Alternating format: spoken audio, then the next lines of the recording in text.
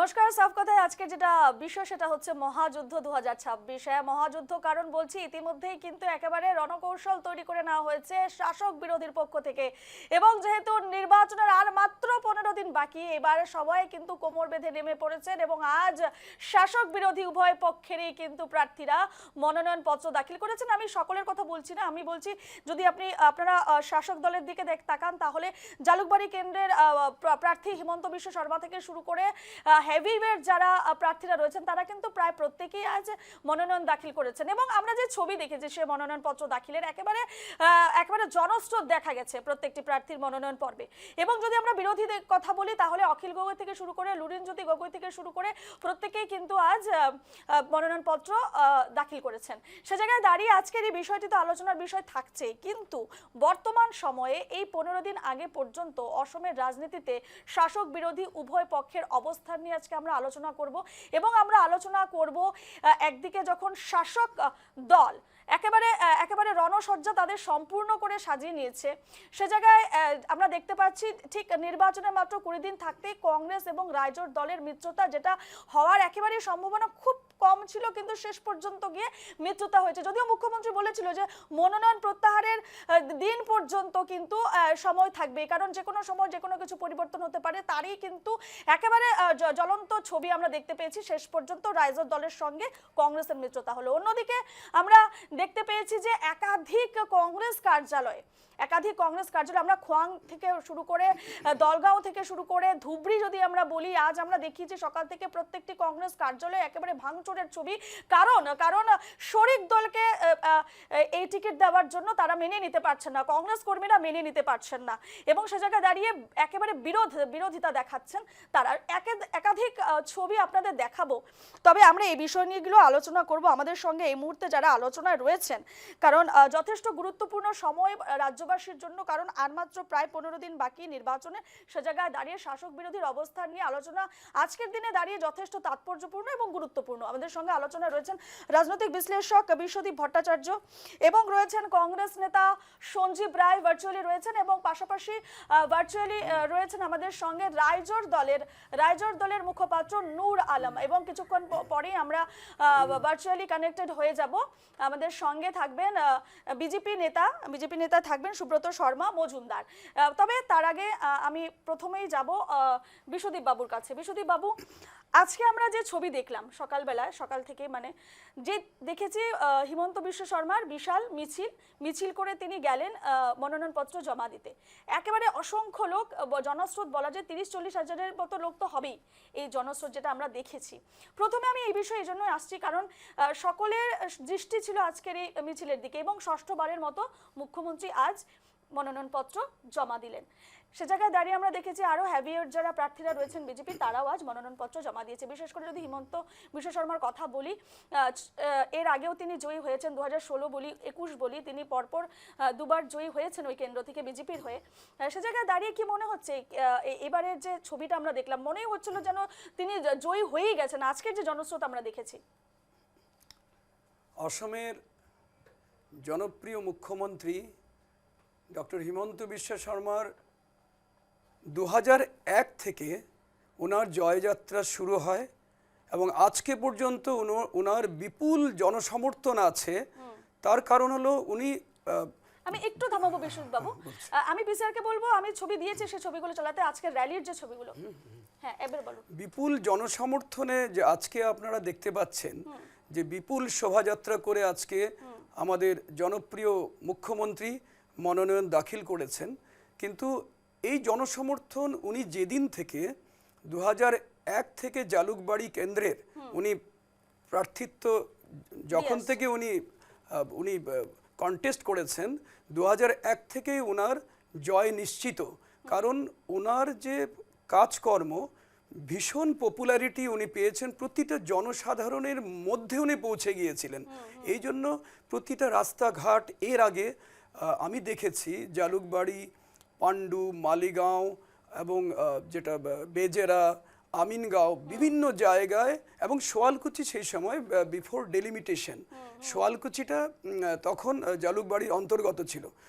তো সেই জালুকবাড়ির সোয়ালকুচিতে এর আগে বিখ্যাত আসাম মুভমেন্টের নেতা ছিলেন ভৃগু ফুকন, উনাকে হারিয়ে আমাদের জনপ্রিয় মুখ্যমন্ত্রী ডক্টর হিমন্ত বিশ্ব শর্মা যখন এলেন, তখন একটা জিনিস আমি দেখতে পেয়েছি যে পিওর ডিসেন্ট্রালাইজেশন। যেরকম এক সময় ভৃগু ফুকন যখন ছিলেন, ওনার সময় উনি ম্যাক্সিমাম সোয়ালকুচির দিকে ওনার নজরটা ছিল, বেজারা ছিল, কিন্তু পাণ্ডু, আমিনগাঁও, বিভিন্ন বেঙ্গলি হিন্দু এরিয়া এবং বিভিন্ন সম্প্রদায়ভুক্ত জায়গায় ওনারা খুব একটা টাচ করতেন না।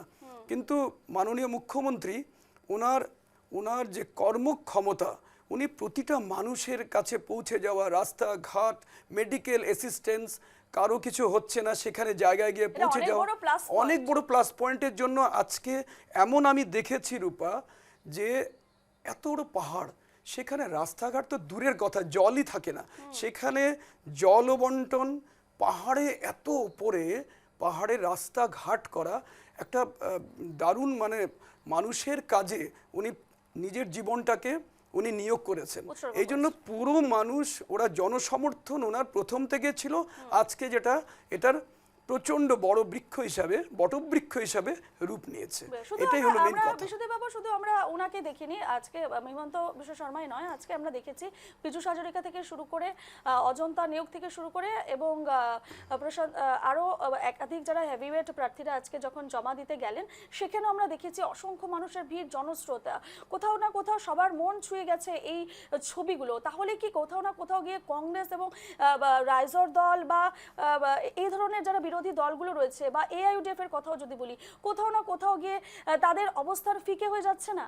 হ্যাঁ, এটা তো সত্যি কথাই যে কংগ্রেসের যে নেতৃত্ব, ওরা ঠিক ভালো করে এখন এই সময়ে ঠিক বোঝার, ওদের ভালো নেতৃত্বের অভাবের জন্যে আজকে আমরা দেখতে পাচ্ছি যে এত বিক্ষোভ হচ্ছে ওদের প্রার্থিত্ব নিয়ে। কিন্তু সেটা ভারতীয় জনতা পার্টিতে ডিসিপ্লিনড একটা পার্টি, যার জন্যে আমরা কিছু বিক্ষোভ হয়েছে, এটা আমি স্বীকার করি, এবং কিছু ভুল হয়েছে, কিন্তু এর পরেও ভারতীয় জনতা পার্টির যেটা ডিসিপ্লিন, সেই ডিসিপ্লিন অনুযায়ী যদি আমি দেখি, কংগ্রেসের একেবারেই খারাপ অবস্থা, শোচনীয় অবস্থা। আমি এই বিষয়ে আমাদের সঙ্গে কংগ্রেসের নেতা রয়েছেন সঞ্জীব রায়, সঞ্জীব বাবুর কাছে যাব। সঞ্জীব বাবু, যে বিষয়টি বললেন বিশ্বদীপ বাবু, একটা ডিসিপ্লিন রয়েছে বিজেপির, এবং আম জনতার মাঝখানে গিয়ে উপস্থিত হয়ে গেছেন মুখ্যমন্ত্রী, এবং প্রত্যেকের দুঃখ দুর্দশা, বিভিন্ন সমস্যার সমাধান, এটাই কি প্রধান কারণ বিজেপির এত হাজার হাজার মানুষের সাড়া পাওয়ার পেছনে? কি মনে হচ্ছে, বা আপনাদের দলের অবস্থান নিয়েও কিন্তু এই মুহূর্তে প্রশ্ন উঠছে? দেখুন, মুখ্যমন্ত্রী নমিনেশন দেওয়ার সময় যে যাত্রাটি আপনারা দেখেছেন, যে র্যালিটি দেখেছেন, সেটা কিন্তু একটা প্রার্থীর র্যালি ছিল না, সেটা মুখ্যমন্ত্রীর র্যালি ছিল। যে কোনো দলের মুখ্যমন্ত্রী যখন নমিনেশন দিতে যান, এইরকম মানে পিকচারাইজেশন আমরা বিগত দিনেও দেখেছি, আজও দেখছি। এটা একটা আলাদা ব্যাপার, এটা একটা ব্যতিক্রমী ব্যাপার। ব্যাপার হচ্ছে যে র্যালিতে কিভাবে লুকরা আসে, র্যালিতে কিভাবে টার্গেট করে লুককে আনা হয়, এবং যেহেতু মর্নিং শোজ দ্য ডে আমরা একটা প্রভাব জানি, তারা আজকে যারা বিজেপির যারা নেত্রীরা আছেন, যারা মনোনয়ন দিতে গিয়েছেন, ওদের এই ব্যাপারটা ফোকাস করা ওদের গুরুদায়িত্ব হয়ে গেছে, যে আজকে যদি আমরা ভিড়টা ভালো মতো দেখাতে পারি, তাহলে এটা ইম্প্যাক্ট আগামীতে ভোটে পড়বে। যখন দেখবেন কংগ্রেসে যখন প্রত্যাশীরা বা ক্যান্ডিডেটরা যখন মনোনয়ন দিতে যাবেন, সেরকম ভিড় কিন্তু কংগ্রেসের সময় আসবে। আমি একটা আলাদা করে দিই যে আজকে হেমন্ত বিশ্ব শর্মা মহাশয়ের র্যালিতে যা ভিড় ছিল, সেটা একটা প্রার্থী না, একটা মুখ্যমন্ত্রীর ক্যান্ডিডেট হিসেবে উনি এগিয়ে যাচ্ছেন। না না, আমি শুধু মুখ্যমন্ত্রীর কথাই বলবো না, আপনি যদি জাগিরোডের প্রার্থী পীযূষ হাজরিকার র্যালি দেখেন, বা অজন্তা নিয়োগের র্যালি দেখেন, সে জায়গায় দাঁড়িয়ে সেই র্যালিগুলোও কিন্তু অনেক ভিড় ছিল, হাজার হাজার মানুষ সেই র্যালিগুলোতেও বা সেই মনোনয়ন পর্বেও দেখা গেছে। না, সেটাই বলছি, এখন তো কংগ্রেসের যখন হাইকমান্ড, কংগ্রেসের যখন লিডারশিপরা যখন মনোনয়ন দেবেন, যারা নমিনেশন পেয়েছেন, যারা লিডারশিপে আছেন, এইরকম দৃশ্য কিন্তু সেখানেও আপনি দেখবেন। এখানে আচ্ছা, কোনো এই তো গেল আলাদা কিছু ঠিক থাকবে আছে না। সঞ্জীব বাবু, এই তো গেল মনোনয়ন পর্বের কথা। আমরা নিউজ লাইভ বাংলা কাল আমরা দেখেছি একটা বিশেষ এখন আমি দেখাতে পারছি না, কিন্তু আপনাকে বলছি হাইলাকান্দির যে প্রার্থী ডক্টর মিলন দাস, তিনি যখন হাইলাকান্দিতে পৌঁছালেন সেই ছবি সবার কিন্তু নজর কেড়েছে। একেবারে ভিড় তাকে স্বাগত জানানোর জন্য হাজার হাজার মানুষ উপস্থিত হয়ে গেছে। আমি শুধু একটা উদাহরণ দিলাম, না, না, সেটা আমি কিন্তু কোনো আপনাকে র্যালি ছিল না, সেটাই তাকে বলছি। স্বাগত জানানোর জন্য। এই যে না, না, এই আমি যে তো মানুষের সেটাই বলছি সাড়া। আপনাকে। হুম। আমি আপনাকে সেটাই বলছি, আপনি তো এখন মানে একতরফা দেখছেন, তো বিজেপির ক্যান্ডিডেটদের নমিনেশনটা দেখছেন আপনি। হুম। যখন কংগ্রেসের ক্যান্ডিডেট নমিনেশন দেবে, যখন গৌরব গগৈজি দেবেন, যখন দেবব্রত সৈকিয়াজি দেবেন, না, আমি শুধু এইরকম সঞ্জীব যখন বাবু, লিডারশিপটা শুধু যখন আমি দেবেন, তখন নমি- আপনি সেম দৃশ্যটা আবারও বুঝতে দেখবেন। পেরেছি, আমি এমন নমিনেশনের কিছু কথা শুধু আলাদা বলছি হবে না। না। না না, আমি শুধু নমিনেশনের কথা আজকে বলছি না, আমি তো না, বললাম আমি আসছি, আপনার হাইলাকান্দি প্রশ্নে হোক, আমি আসছি। লামডিং হোক, হোজাই হোক, আমরা যখন দেখেছি প্রার্থিত্ব পেয়ে তারা নিজেদের কেন্দ্রে পৌঁছেছেন কাল প্রার্থিত্ব পেয়ে, তখন কিন্তু শিলাদিত্য বাবুই হোক বা শিবু মিশ্র বাবুই হোক বা এই মিলন দাসী হোক, বিভিন্ন জায়গায় যেসব বিজেপি প্রার্থীরা নিজেদের কেন্দ্রে গেছেন, তখন আমরা দেখতে পেয়েছি কিন্তু একেবারে না, মানুষের তাহলেও তো ভিড়। আপনারা দেখেননি, যখন পাথারকান্দি সমষ্টির আমাদের কংগ্রেস প্রার্থী কার্তিক সেনা যখন পদার্পণ করেছিলেন, সেটা ঐতিহাসিক মিছিল হয়েছে। উনাকে স্বাগত জানাবার জন্য হাজার হাজার লোকরা স্বতঃস্ফূর্তভাবে এগিয়ে এসেছে। এরকম দৃশ্য আমাদের এখানেও আছে, হয়তো আপনারা দেখেননি। দ্বিতীয় কথা হচ্ছে, আমি আবারও বলছি যে আপনারা যদি দেখেন ওই কার্তিক সেনার র্যালিটা, আপনারা বুঝতে পারবেন যে অনেক বড় বড় বিজেপির নেতা র্যালি করে টেক্কা না, দিয়ে সেটা দিয়েছে। হতে পারে, অস্বীকার করার জায়গা নেই, আপনি যেটা বলছেন আমি মেনে নিলাম। কিন্তু মানে যে ছবিগুলো এই মুহূর্তে উঠে আসছে, পাশাপাশি যদি আমরা দেখি যে আজকে যে খবরগুলো আমরা দেখিয়েছি, সেখানে আমরা দেখেছি সঞ্জীব বাবু যে কংগ্রেসের একাধিক কার্যালয়ে ভাঙচুর হচ্ছে, জ্বালিয়ে দেওয়া হচ্ছে পোস্টার ব্যানার। খোয়াং হোক, এর আগে খোয়াংয়ে দেখেছি, দলগাঁও দেখছি, ধুবড়ি দেখছি। আপনাদের দলের মধ্যে বিক্ষোভ দেখা যাচ্ছে শুধু এই মিত্রতাকে নিয়ে, কারণ মিত্র জোট হওয়ার পর যেই সংঘাত সৃষ্টি হয়েছে কংগ্রেস দলের অন্দরমহলে, সেটা কিন্তু সকলের চোখে এসে পড়ে, সকলের সামনে এসে পড়েছে। দেখুন, সংঘাতটা তো বিজেপিতেও আছে। আমরা দিসপুর সমষ্টি দেখেছি, বিহুপুর দেখেছি। আজকে ভূপেন বোরাজিকে প্রার্থিত্ব দেওয়ার পরে কি অবস্থা দাঁড়িয়েছে সেটাও দেখেছি। র্যালিতে মুখ্যমন্ত্রীর সম্মুখে ভূপেন বোরা মুর্দাবাদ বলছে বিজেপি কর্মীরা। আজকে দিসপুরে যখন প্রদ্যুৎ বদলৈকে মনোনয়ন দেওয়া হয়েছে, এরপরে জয়ন্ত দাসের নেতৃত্বে যেভাবে প্রতিবাদ হচ্ছে, সেটাও কিন্তু সবাই চোখের সম্মুখে এসেছে এবং সবাই কিন্তু দেখছে এটা। ডিসিপ্লিন বলতে যদি দেখুন, তো দুদিকেই ডিসিপ্লিন নেই। আজকে কংগ্রেসের যদি আদাতের পরে বিক্ষোভ হচ্ছে, তাহলে বিজেপিতে নতুন ক্যাডারদেরকে এনে কংগ্রেস থেকে এনে টিকিট দেওয়ার পরে বিক্ষোভ হচ্ছে।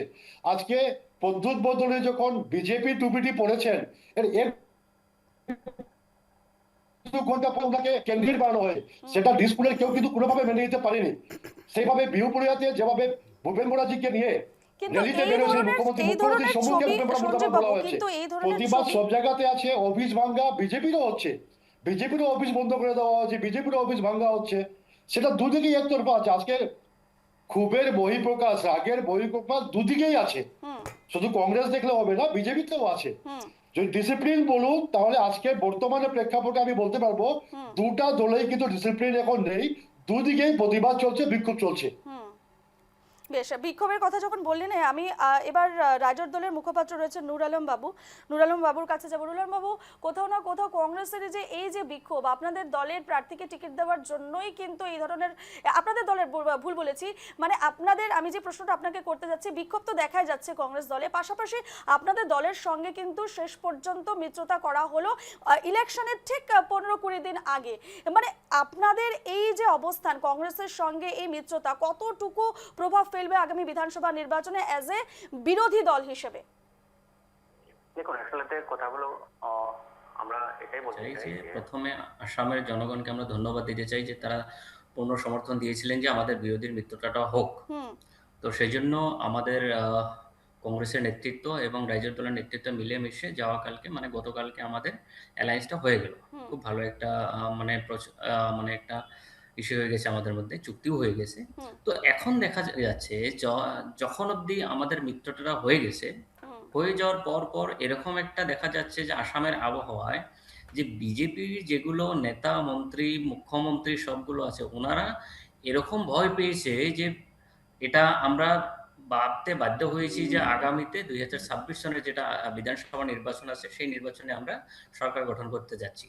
তো এটা হচ্ছে আমাদের একটা পণ, আর আসামের রাইজে আমাদেরকে পূর্ণ সমর্থন দিচ্ছে, আর যার জন্যই মিত্রতাটা হওয়ার পরে পরে আমরা ভাবতে এখনো বাধ্য হয়েছি যে না, আমরা সরকার করতে পারবো। না, আর আপনারা কতটা আগামী লাভবান হবেন? মাত্র মুখ্যমন্ত্রী যেমনটাই বলেছেন বা 100%। বাকিরা যেমনটাই বলছেন যে এতে কোনো ফ্যাক্টর হবে না, আপনাদের এই মিত্রতা খুব দেখুন, একটা প্রভাব ফেলতে পারবে না এবারের নির্বাচনে। দেখুন বিজেপির কর্মকর্তাগুলো বা মুখ্যমন্ত্রী হোক নাইবা বিজেপির স্টেট প্রেসিডেন্ট হোক, ওদের কথার কোনো ধরনের ভ্যালু থাকে না। তার কারণ আমি একটা বলে দিচ্ছি আপনাকে, প্রদ্যোৎ বরদলৈকে জয়েন করানোর আগে একদিন আগে দিলীপ শইকিয়া বলেছিলেন যে আমাদের দলে কোনো ধরনের ভ্যাকেন্সি নেই, হুম কিন্তু তার পরের দিনই কিন্তু মুখ্যমন্ত্রী নিজেই প্রদ্যোৎ বরদলৈকে দিসপুর সমষ্টিতে ওনাকে প্রক্ষেপ করলেন। তার মানে এটা বোঝা গেল যে বিজেপির এবং কি সভাপতিরও কোনো ধরনের কথা থাকে না। হুম মানে হিমন্ত বিশ্ব শর্মা দলটাকে এরকম করে মানে গিলে নিয়েছে যে পুরোনো বিজেপির কোনো ধরনের এখানে ভ্যালু নেই। আর তার জন্য ওনারা এখন আমাদের যেই মাত্র রাইজের দল এবং কংগ্রেসের সাথে বা আন দলের সাথে যখন মিত্রতা হয়ে গেছে, হয়ে যাওয়ার সাথে সাথে ওনারা ভয়ে মানে এখন কম্পিত যে না, আগামীতে 26-এর সরকার করছে ওনারা, আর যার জন্য ওনারা একটু আবল তাবল বেশ বলা শুরু করে দিয়েছে। বেশ কিন্তু এটা ঠিক, কিন্তু এটাও ঠিক যে আগামীতে 26-এর নির্বাচনে আমরা সরকার গঠন করতে যাচ্ছি। বেশ, আপনাদের দৃঢ় বিশ্বাস আপনারা আগামী বিধানসভা নির্বাচনে জি, 26 সরকার 100% গঠন। বিশ্বাস আছে আমরা 26 গঠন করব, 26 বেশ সরকার বেশ, গঠন আমি করব। এই মুহূর্তে একটা ছোট্ট বিরতি নিয়ে নেব, বিরতির পর ফিরছি আবারও আমাদের আজকের আলোচনা মহাযুদ্ধ 2026। ফিরে এলাম বিরতির পর। যে বিরতির আগে যে প্রসঙ্গে আমরা ছিলাম যে ভোটের মাত্র 20 দিন আগেই, প্রায় 20 দিন আগেই, 20 দিনের মধ্যে আমরা দেখেছি রাইজোর দল এবং কংগ্রেস দলের মধ্যে মিত্রতা। শেষ পর্যন্ত অনেক জল্পনা কল্পনার পর, অনেক বিতর্কের পর আমরা দেখতে পেলাম শেষমেশ গিয়ে একটা মিত্রতা হলো, এবং যেমনটাই রাইজোর দলের পক্ষ থেকে উঠে আসছে যে তারা যথেষ্ট সন্তুষ্ট এবং তারা দাবি করছে যে তারা একেবারে ভোটে ভালোই ফলাফল হবে তাদের, তারা যথেষ্ট আত্মবিশ্বাসী। আমি একটু বিশ্বদীপ বাবুর কাছে যাব। বিশ্বদীপ বাবু, যে বিষয়টি এবারে উঠে আসছে তারা যথেষ্ট আত্মবিশ্বাসী, কিন্তু এই যে মিত্রজোট কংগ্রেস এবং রাইজোট দলের এই যে মিত্রতা মহাজোট আগামী বিধানসভা নির্বাচনে ঠিক কি প্রভাব ফেলতে পারে বা এর ঠিক পরিণাম আদৌ কি ঠিকঠাক হবে? মানে ভোটের মাত্র কয়েকটা দিন বাকি, এর কোনো প্রভাব পড়ার কোনো সম্ভাবনা আছে? হ্যাঁ রূপা, প্রভাব তো পড়বেই। রাজনীতিতে দেখুন, রাজনীতিতে সবচেয়ে বড় কথা হচ্ছে আজকের দিনে সবচেয়ে কর্মদক্ষ মানুষকেই জনসাধারণ বেছে নেয়। এই জন্য সবচেয়ে বড় কথা হলো যে বিরোধীদের আর এই মুহূর্তে কিছু করার নেই। কারণ হলো আজকের ভারতীয় জনতা পার্টির যে কর্মদক্ষতা, 24 আওয়ার্স কাজ করছে। আজকের দিনে কোনো এক্সট্রিমিস্ট, কোনো সমস্যা নেই। আজকে সারা অসমে দেখুন আগের যে অবস্থা ছিল, আজকের যে পরিস্থিতিতে আজকে কংগ্রেস অনেক অভিজ্ঞ একটা দল, তারা বুঝে গিয়েছে এখন যদি তারা অ্যালায়েন্স না করে তাহলে সেটা কিন্তু তারা সমস্যায় পড়বে। এই জন্য কংগ্রেসের এটা ভালোই হচ্ছে, যতই বিক্ষোভ ওদের মধ্যে হোক তারা যাতে অ্যালায়েন্স, বিরোধীরা যদি এক হতে পারে তাহলে আমি মনে করি তারা কিছুটা কিন্তু ভালো হবে, ওদের অ্যাক্টিভিটিসটা ওদের ইফেক্টিভ হবে। এটা আমি বুঝতে পারছি। কারণ যত সমর্থন ওরা অ্যালায়েন্স করবে, কারণ বিজেপি এখন অতি শক্তিশালী দল হিসাবে গণ্য হচ্ছে এবং তারা প্রতিটা ক্ষেত্রে প্রচুর কাজ করেছে। প্রতিজনকে আপনি দেখুন, প্রতিটা এফেক্টিভ আত্মসহায়ক গোট থেকে শুরু করে শিক্ষা থেকে মেডিকেল, প্রতিটা ডিস্ট্রিক্টে total decentralisation of the medical hospitals, যে কোনো ক্ষেত্রে তারা প্রচুর কাজ করেছে। সেইভাবে যদি সেই জায়গায় দাঁড়িয়ে আমি যদি দেখতে চাই কংগ্রেসের মতো একটা এক্সপিরিয়েন্স দল, তারা অ্যালায়েন্স করাটা উচিত। তবে তাদের মধ্যে ডিসিপ্লিনটা তাদের নেতৃত্ব বুঝবে, কিন্তু তাদের নেতারা যদি সমর্থন, জনসমর্থন পেতে চায় তাহলে তাদের অ্যালায়েন্স করাটা খুবই দরকার। অ্যালায়েন্সটা খুব প্রয়োজন কংগ্রেস এবং রাইজোট দলের উভয় পক্ষের জন্য। রাইজোট দলই হোক, তারা তো সবই রাজনৈতিক দল। রাজনীতিতে জনসাধারণ ডিসাইড করবে গণতন্ত্রে কাকে ভোট দেবে। এখন কথা হয়েছে রাইজের দলের কিছু মানুষ আছে যে ভারতীয় জনতা পার্টি পছন্দ করবে না, অনেক মানুষ আছে, কমিউনিস্ট আছে, যতই করুন না কেন ভারতীয় জনতা পার্টি তারা ভোট দেবে না, তো কংগ্রেসের লোকরা তো দেবে না। তো এই মুহূর্তে যদি সিপিএম হোক, রাইজের দল হোক, বিভিন্ন পার্টি হোক, এজিপি হোক, ওরা সবাই যদি অল্প অল্প করে তারা যদি সবাই একসাথে জড়ো হয় তাহলে তো ওদের কমিটেড ভোটটা তো ওরা অনেকটা লাভজনক হবে সেটাই তো পরিলক্ষিত হচ্ছে। কিন্তু ওদের মধ্যে ডিসিপ্লিন যদি রক্ষা করতে পারে তাহলেই হবে। যদি ওদের মধ্যে যদি ইনডিসিপ্লিন হয়, যে সব নেতাই যদি সবাই যদি একসাথে ওরা ডিসিপ্লিন মেনটেন না করে, তাহলে তো ওদের মুশকিল হবে। না হলে তো খুব একটা খারাপ নয় বলে আমি ভাবছি। বিশ্বদীপ বাবু, এই মুহূর্তে আমরা ভার্চুয়ালি পেয়ে গেছি বিজেপি নেতা সুব্রত শর্মা মজুমদার বাবুকে। সুব্রত বাবু, স্বাগত জানাচ্ছি। একটু দেরি হয়ে গেল আপনাকে, আমরা পেতে একটু দেরি হয়ে গেছে, তার জন্য আমরাও ক্ষমা প্রার্থী। আপনাকে স্বাগত জানাচ্ছি এই মুহূর্তে। সুব্রত বাবু, আজকের যেটা আলোচনার বিষয়, আজকে প্রথম থেকে আমরা আলোচনা করেছি, আজকে আমরা জালুকবাড়ি কেন্দ্রের হিমন্ত বিশ্ব শর্মার যে মনোনয়ন পর্বের যে র্যালি, বিশাল মিছিল, সেটা নিয়ে আলোচনা করছি। এবং এই মুহূর্তে আমি আলোচনা করছিলাম যে 20 দিনের মাথায় আমরা দেখলাম রাইজোর দল এবং কংগ্রেসের মহাজোট শেষ পর্যন্ত হলো। কি মনে হচ্ছে, কোথাও কি টক্কর দেবে মহাজোট বিজেপির সঙ্গে? না, দেখুন, ব্যাপারটা হলো আজকে আমরা যে আজকে এবার যে নির্বাচন, যেটা সেই নির্বাচনে আমরা উন্নয়নের জন্য আমরা জনসাধারণের কাছে যাব। আসামে কি ধরনের উন্নয়ন হয়েছে, আজকে সব জায়গাতে মেডিকেল কলেজ, রাস্তাঘাট থেকে শুরু করে সব কিছু, এই যে আমাদের অনেক স্কিম দেওয়া হয়েছে গ্রামাঞ্চলে মহিলাদের জন্য। 80 কোটি মহিলা ইয়ে পাচ্ছে, চাল পাচ্ছে, নুন পাচ্ছে, তেল পাচ্ছে, এগুলা এই যে আমাদের যে বা রাস্তাঘাটের উন্নয়ন যেগুলা হচ্ছে, তার ভিত্তিতে আমরা ভোট চাইবো। যদিও ধরুন আজকে বিরোধী দল একজুট হয়েছে, আজকে আমরা দেখেছি পত্রিকাতেও অখিল গগৈকে মানানো হয়েছে, 11টা আসন দেওয়া হয়েছে, 2টাতে, আর এমনিতে ওরা মৃত্যুদার বলে তারা খেলবে, লড়বে। কিন্তু এদের বেশ কোথায়? আজকে ওরা মুসলিম ভোটের জন্য অপেক্ষা করছে।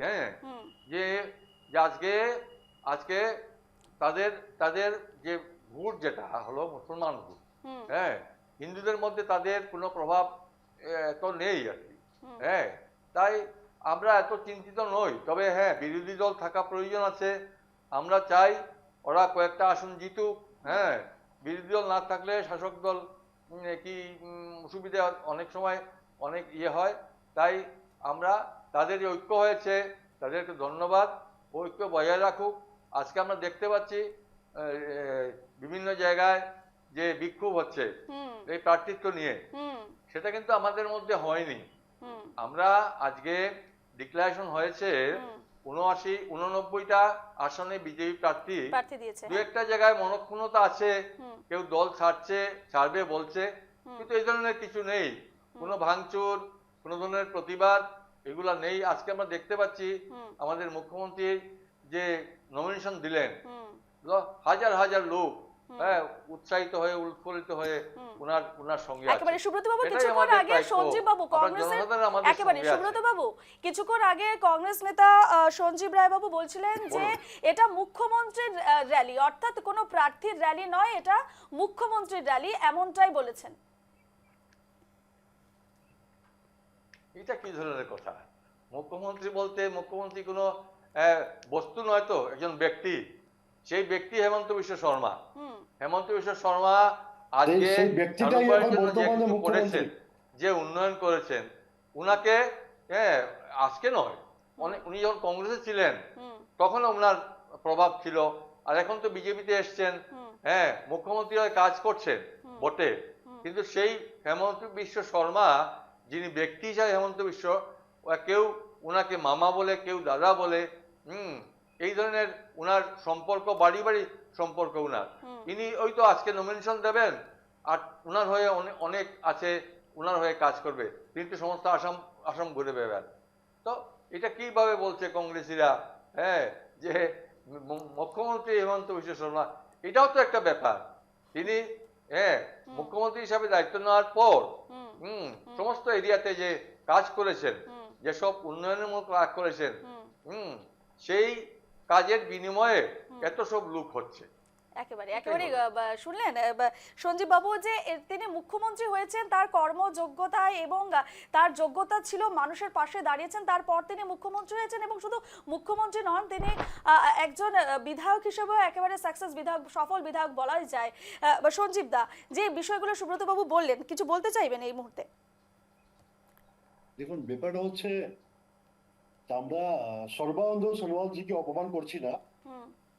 হয়তো উনি যোগ্য ছিলেন না বলে উনাকে সরিয়ে আজকে হেমন্ত বিশ্ব শর্মা মহাশয়কে মুখ্যমন্ত্রী বানানো হয়েছে।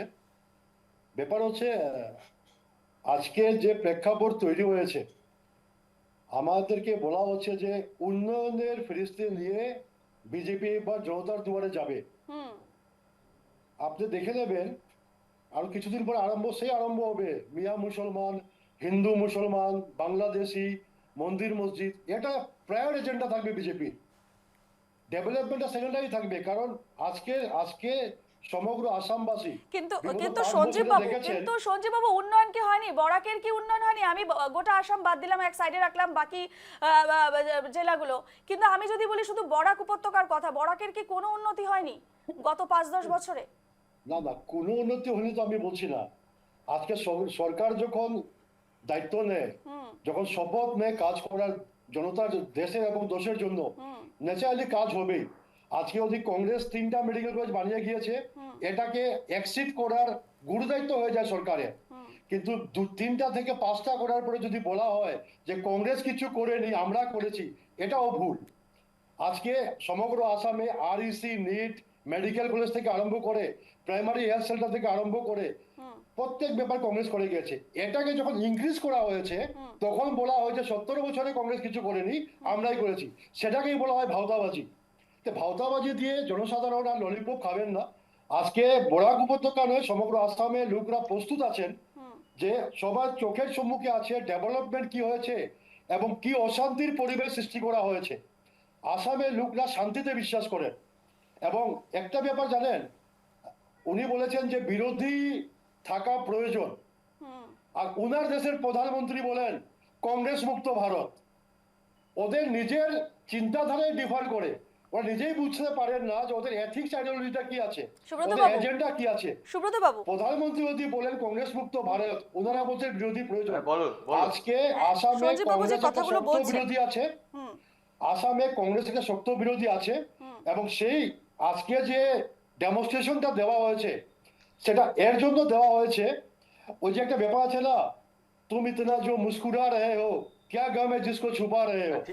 আতঙ্কটা আছে ডেমনস্ট্রেশনের মাধ্যমে। আজকে আসামবাসীকে দেখানো হয়েছে যে আমাদের সাথে লোকরা আছে, আমরা আগামীতে সরকার বানাতে যাচ্ছি। তবে যেমনি দিনগুলো যাবে, যখন কংগ্রেসের যেটা প্রয়োজন ছিল সেটা হয়নি। আপনারা দেখে দেবেন। আজকে দেখুন এই যে ব্রডগেজকে আপনারা ঝুলিয়ে রেখেছিলেন এত বছর, নমুনা দেখিয়েছেন। এই যে রেলের যে ব্যাপারটা, আমরা এত আন্দোলন করেছি, আমরা এত আন্দোলন করেছি বিকাল করতে ব্রডগেজ করার জন্য কংগ্রেস আমলে, কিন্তু আমরা পাইনি। আমাদের সরকার আসার পর সেই ব্রডগেজের কাজ হলো, আমরা বিতরণ করতে হয়ে গেছি। আমরা সেই দলের উন্নয়ন হচ্ছে, ইউএনওতে পাঠাবার জন্য রাজীব গান্ধী জি বাজপেয়ীকে পাঠিয়েছিলেন, সেই দলের লোকরা আমরা আছি। আমরা বলি না কংগ্রেস মুক্ত ভারত, আমরা অপোজিশনকেও সম্মান দেই, সরকার পক্ষেও সম্মান দেই। এইসব যে হচ্ছে কাজ, এটাকে আপনারা অস্বীকার করবেন? তো যে কোনো দল যখন একটা শাসন ব্যবস্থায় আসে কিছু না কিছু কাজ করে, কিন্তু আজকে 100% তো হবে না, কিন্তু 10% তো করবেন আপনারা। সেটা করেছেন, আর আমরা 90% করেছি। আমাদের আরো কাজ আছে, আমরা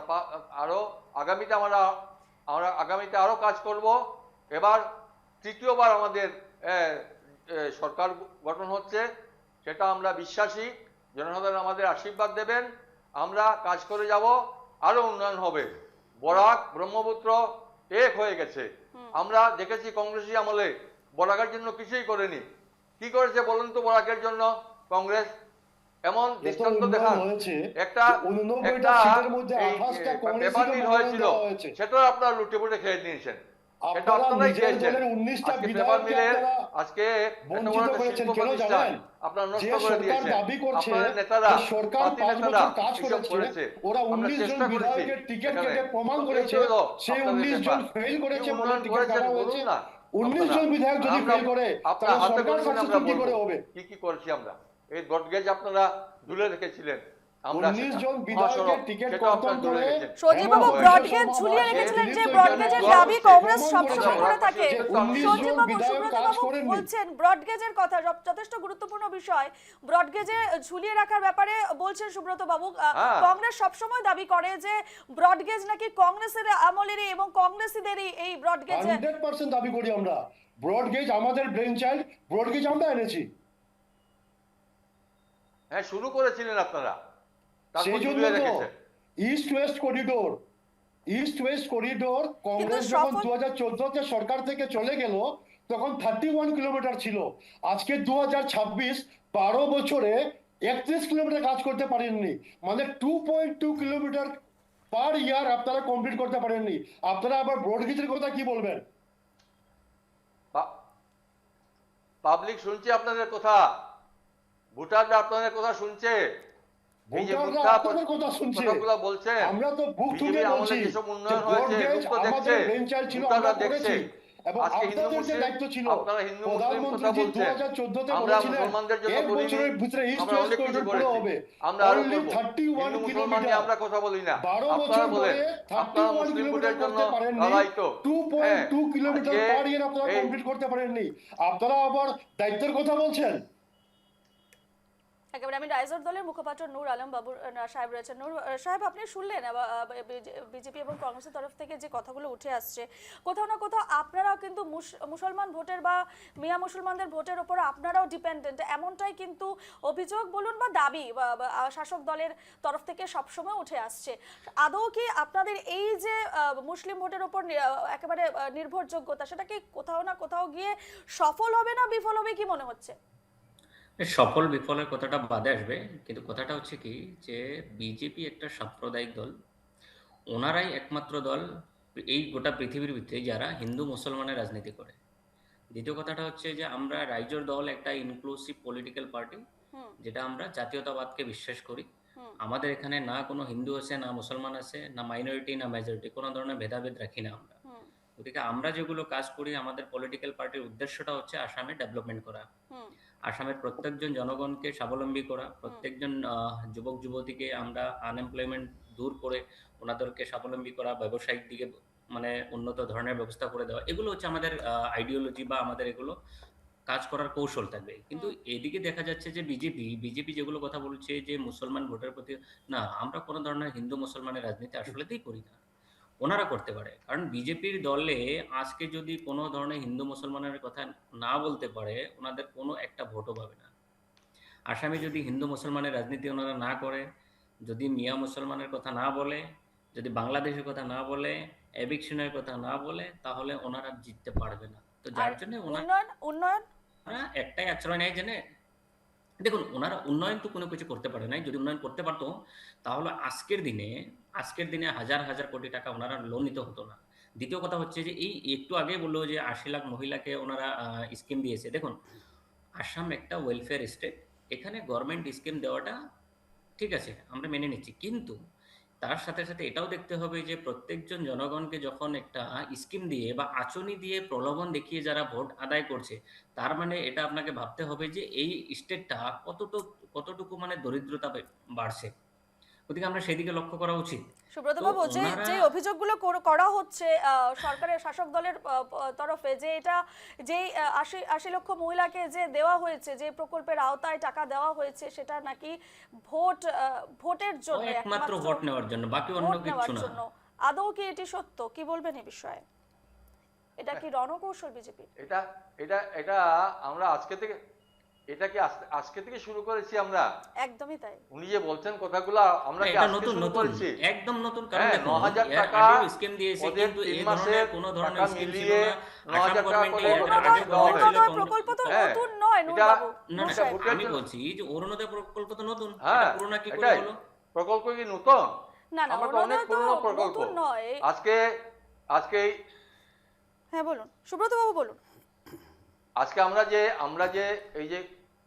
যে গ্রামাঞ্চলে এই যে বিদ্যুৎ, তারপর গ্যাস, তারপর এইগুলা যে আমরা দিয়েছি, এই যে আপনার ইলেকট্রিক থেকে শুরু করে যেসব উন্নয়ন গ্রামাঞ্চলে গরিব লোকদের জন্য যে কাজ করা হয়েছে। গ্রামের রাস্তা দেখুন, হ্যাঁ, প্রধানমন্ত্রী সড়ক রোজগার যোজনার মাধ্যমে গ্রামের রাস্তাঘাট কত উন্নত হয়েছে। আজকে কিছু লোক ওদের কিছু সবজি টবজি নিয়ে শহরে আসতে পারছে, বিক্রি করতে পারছে ডাইরেক্ট। এই ধরনের এটা উন্নয়ন। আজকে ছোট ছোট ব্রিজ হচ্ছে, কালভার্ট হচ্ছে, ব্রিজ হচ্ছে, হ্যাঁ, এইগুলো আপনারা কি দেখতে পাচ্ছেন না? আপনারা এই ধরনের কথা টিভির পর্দায় এসে বলে লাভ হবে না। জনসাধারণ বুঝতে পারছে, জনসাধারণ দেখছে উন্নয়ন কি হচ্ছে। আমরা সেই উন্নয়নের ভিত্তিতেই আমরা ভোট চাইছি। আমরা হিন্দু মুসলমান সবার কাছে ভোট চাইছি। আমাদের শুধু একটা কথা, এই যে বাংলাদেশি যে মিয়া মুসলমান এই দেশকে দখল করতে চাইছে, ইসলামিক রাষ্ট্র করতে, তাদের বিরুদ্ধে আমাদের আমরা চালিয়ে যাব। কিন্তু স্থানীয় মুসলমান যারা এরা আমাদের ভোট দিয়েছে, আমাদের করিমগঞ্জে আমরা গত নির্বাচনে আমরা ভোট পেয়েছি 1.5 লক্ষ মুসলিম বেশি এই ভোট কেন্দ্রে। আমরা কিভাবে জিতলাম? তো মুসলিম ভাইরা যদি ভোট না দিতেন, তো আমরা এই যে পঞ্চায়েত ইলেকশনে আমরা অনেক মুসলিম ভাইদের ভোট পেয়েছি। আমরা স্থানীয় মুসলমানদের সঙ্গে আমরা আছি, ওনাদেরকে নিয়েই আমরা চলবো। আমাদের মধ্যে হিন্দু মুসলমান কোনো ভেদাভেদ নেই। এরা কংগ্রেসিরাই করছে, ওরা আজকে মিয়াদের ওরা দাঁড়াচ্ছে। আজকে দেখুন ওনাদের যে প্রেসিডেন্ট আছেন, তিনি এই যে রফিকুল হোসেনকে নিয়েই চলছেন, গৌরব গগৈ। হ্যাঁ, তো ওনার এছাড়া কোনো গতি নেই ওদের। আজকে দেখুন, আজকে এই যে প্রদ্যুৎ বরদলৈ, ভূপেন বরা, এই এরা এত বড় বড় ভালো ভালো নেতাগুলা কংগ্রেস ছেড়ে চলে আসছে। কারণ কি?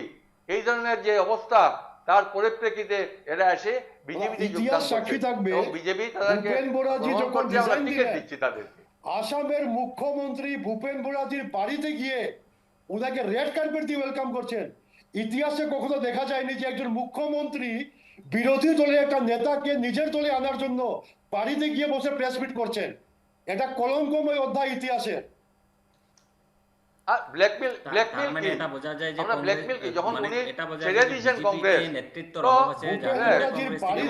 গেলেন, হ্যাঁ, গিয়ে যোগাযোগ করলেন, দেখা করলেন, উনি কি আহ্বান জানালেন যে আপনি যদি আমাদের দলে আসতে চান আমরা আনবো না, আনা হয়েছে। ব্ল্যাকমেলের ব্যাপার কি? ব্ল্যাকমেলের ব্যাপারটা কি বলছে? ইতিহাসে বোধহয় প্রথম কোনো মুখ্যমন্ত্রী এভাবে রেড কার্পেট পেতে ভূপেন বরার মতন একজন বরিষ্ঠ নেতাকে ওয়েলকাম জানালেন। সত্যি কি এটি বিরল? এই ধরনের ঘটনার কোনো সাক্ষী নেই? দেখুন, এরকম হতে পারে না। না, অ্যাকচুয়ালি ভারতের গণতন্ত্রে যে কোনো মানুষ হোক, মুখ্যমন্ত্রী হলেও তো মানুষ। আজকে যে কোনো মানুষই একজনের বাড়িতে যেতে পারেন এবং ওয়েলকাম করতেই পারেন, এরকম কোনো নীতি নিয়ম নেই। কিন্তু অনেকে যদি ভাবেন যে এটা ঠিক হচ্ছে না বা ঠিক হচ্ছে না, এটা গণতন্ত্রের মানুষই বুঝবেন। এটা মানুষের কাছেই ছেড়ে দেওয়া হোক।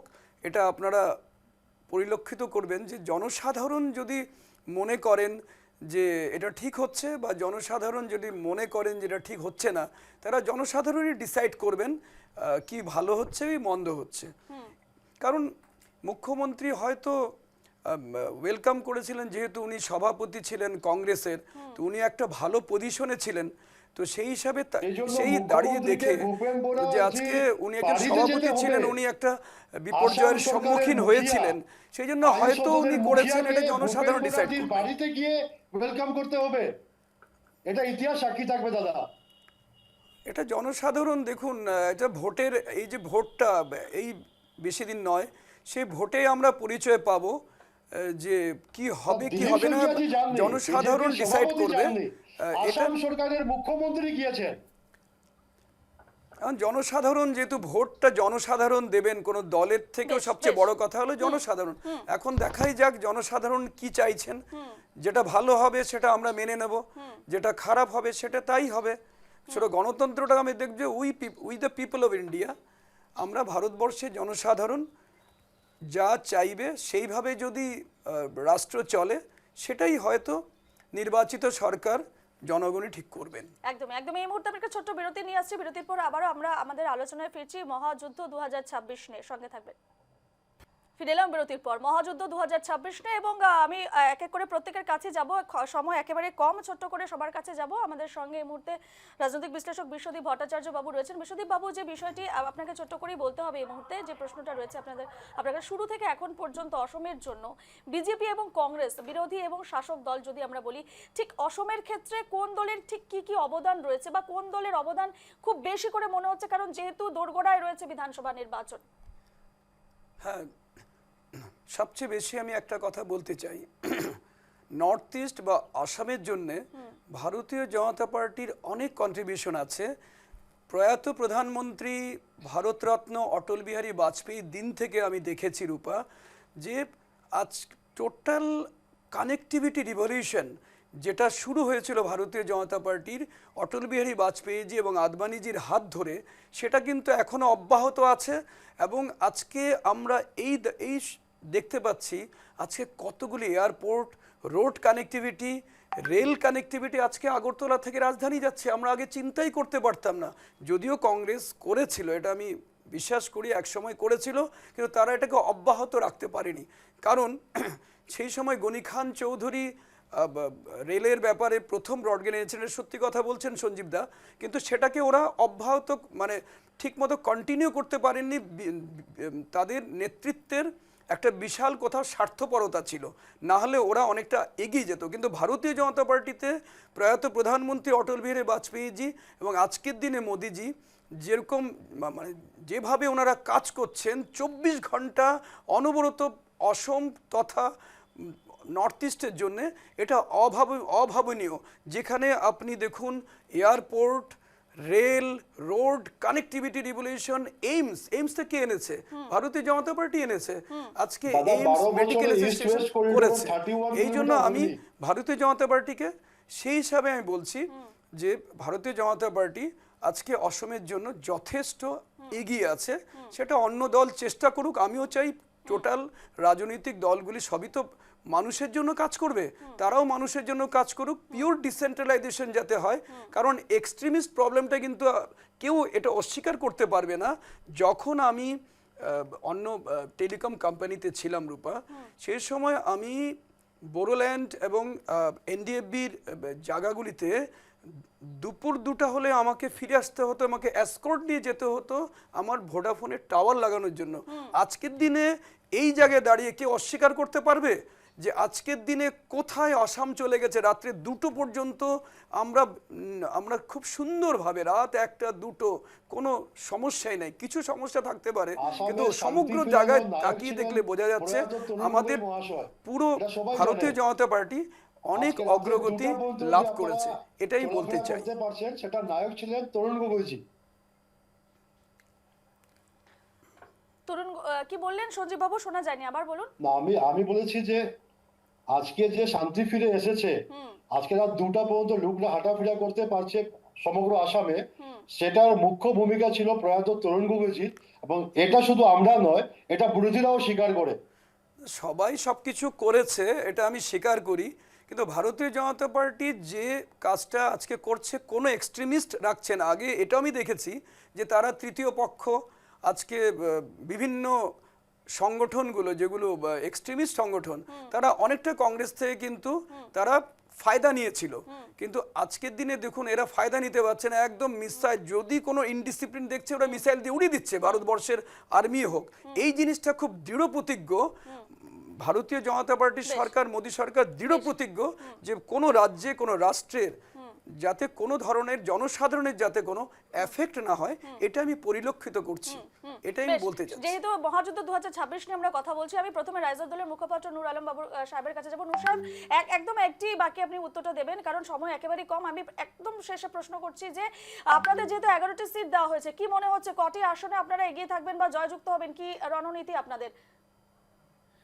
দেখুন, আমাদের রণনীতি স্পষ্ট যে আমরা যেগুলো পার্টি অ্যালায়েন্স হয়েছে, প্রত্যেকটা দল মিলে বা প্রত্যেকটা দলের জনগণ মিলে বা সমর্থকরা মিলে আমরা আগামীতে 2026 সনের সরকার গঠন করব। তার জন্য আমরা বিরোধীরা একত্রিতভাবে আমরা প্রত্যেকটা সমষ্টিতে যাব, প্রত্যেকটা গ্রামে গ্রামে গিয়ে আমরা মানে যেগুলো জনগণ আছে, সাধারণ জনতাকে আমরা বুঝিয়ে দেবো যে এই যে মানে বিজেপির যেগুলো অপশাসন, 11টির মধ্যে কটি? 11টির মধ্যে কটি? কি বলছেন? 11টি সিট দেওয়া হয়েছে আপনাদেরকে, তার মধ্যে কটিতে জয়যুক্ত হবেন বলে মনে হচ্ছে? নেই, আমাদেরকে টোটাল দেখুন 11টা সিট ওপেনলি খেলার জন্য দেওয়া হয়েছে, আরো 2টো সিট আমাদেরকে ফ্রেন্ডলি খেলার জন্য ফ্রেন্ডলি, দেওয়া হ্যাঁ হয়েছে। হ্যাঁ তো হ্যাঁ, আমরা ফ্রেন্ডলি আশাবাদী দেওয়া যে হয়েছে। মোটামুটি আমরা 90% সিট আমরা এখান থেকে জিতে আসার জন্য আমাদের একটা পরিকল্পনা আছে, আর আমরা জিতে আসবো। 90%। গৌতম, সঞ্জীব বাবুর কাছে যাবো। সঞ্জীব বাবু, ঠিক কংগ্রেস কি মনে করছে কটি আসনে বাজিমাত করবে এবারের বিধানসভা নির্বাচনে, যেহেতু মহাযুদ্ধ 2026 নিয়ে আজকে আমরা কথা বলছি? দেখুন, সে ব্যাপারে স্পেসিফিক টার্গেট তো বলতে পারছি না, তবে আমরা ম্যাজিক ফিগার অতিক্রম করব এবং যত দিনটা ঘনিয়ে আসবে নির্বাচনে আপনারা সমগ্র আসামের পরিবেশটা দেখবেন, যে প্রেক্ষাপটটা তৈরি হবে। আজকে র্যালি যে হয়েছে, র্যালিটা মানুষ ভুলে যাবে, বা আগামী দিনে একটা শান্তির বার্তা আনার জন্য হিন্দু মুসলমান বৌদ্ধ খ্রিস্টান যাতে এক মঞ্চে চলতে পারে, ভ্রাতৃত্ববোধটা মেনটেন করতে পারে, সাথে ডেভেলপমেন্টটা হয়, এবং কমিউনালিজমকে আমরা ব্রহ্মপুত্র বা বরাকে ফেলে যাতে শান্তির পরিবেশ এনে একটা উন্নয়নমূলক দেশ আমরা গঠন করতে পারি, আসামকে দেশের টপ 5-এ আমরা আনতে পারি, যেটা সত্যিকারে আনার প্রচেষ্টা হবে, খালি এটা মুখে বললে সকলেরই হবে না। প্রচেষ্টা সঞ্জীব বাবু, একদম একদম। সেদিকে আমরা তাকিয়ে আছি এবং আমি বারবার বলছি যে আমরা ম্যাজিক ফিগারটা অতিক্রম করব। বেশ, আমি সুব্রত বাবুর কাছে শেষে আসবো। সুব্রত বাবু, কি মনে হচ্ছে? না দেখুন, আমরা এনডিএ জোট 90 থেকে কমপক্ষে 90 থেকে 95টি আমরা আসন আমরা পাবো। আমাদের যে মুখ্যমন্ত্রী যেভাবে কাজ করছেন, আমাদের প্রধানমন্ত্রী আসবেন, হ্যাঁ, আমাদের স্বরাষ্ট্রমন্ত্রী উনিও আসবেন, আসার পর আমরা উন্নয়নের ভিত্তিতে আমরা ভোট চাইবো। বেশ। আজকে দেখুন, আমি যখন এই স্টুডিওতে আসছিলাম তখন একটা ওই টুকটুকে বসে আছি, তো জিজ্ঞেস করলাম, তো বললো, দাদা আমরা সামাল দিতে পারছি না আমাদের মেয়ে লোকদেরকে, ওরা 9,000 টাকা করে পেয়েছে আর ঈদের বাজার করছে। এই যে আমরা আজকে যে মার্কেটে মেয়েলুকরা গ্রামে মেয়েলুকরা বাজার হাট করছে আনন্দে উৎফুল্লিত হয়ে, এটাই আমাদের দায়িত্ব। একদম ধর্মের ভিত্তিতে অরুণোদয় না, দেওয়া হয়নি, আমরা না, সকলেই খুশি নিশ্চয়ই দেওয়া অরুণোদয় না। পেয়ে, এবং সে জায়গায় দাঁড়িয়ে না। আজকের আমাদের আলোচনা হ্যাঁ। শেষ করতেই হচ্ছে, কারণ সময় হ্যাঁ। একেবারে শেষ এই মুহূর্তে। প্রত্যেককে আমি ধন্যবাদ জানাচ্ছি। এই মুহূর্তে আমার সঙ্গে স্টুডিওতে ছিলেন রাজনৈতিক বিশ্লেষক বিশ্বদীপ ভট্টাচার্য, এবং ভার্চুয়ালি ছিলেন বিজেপি নেতা সুব্রত বাবু ছিলেন আমাদের সঙ্গে, এবং আমাদের সঙ্গে ভার্চুয়ালি ছিলেন কংগ্রেস নেতা সঞ্জীব রায়, এবং রাইজোর দলের মুখপাত্র ছিলেন আমাদের সঙ্গে নূর আলম সাহেব, এবং আবারও বিজেপি নেতা সুব্রত শর্মা মজুমদারকে আমরা আমাদের নিউজ লাইভ বাংলার তরফ থেকে অনেক অনেক ধন্যবাদ জানাচ্ছি আমাদের শোয়ে আসার জন্য, টক শোয়ে আসার জন্য। একটু দেরি হয়েছিল, ক্ষমা প্রার্থী আবারও বলছি। তবে আজকের আমাদের এই মহাযুদ্ধ 2026 এখানে শেষ করছি।